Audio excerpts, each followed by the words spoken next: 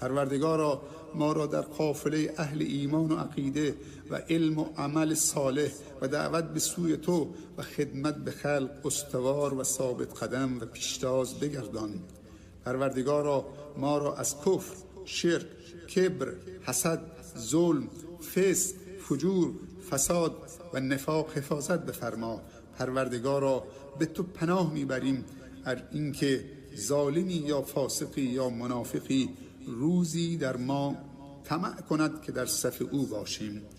پروردگارا استعداد و هوش، درک و فهم و شعور ما را بالا ببر و افزایش بده و فکر ما را پویا، خلاق، مفید و مثبت بگردان.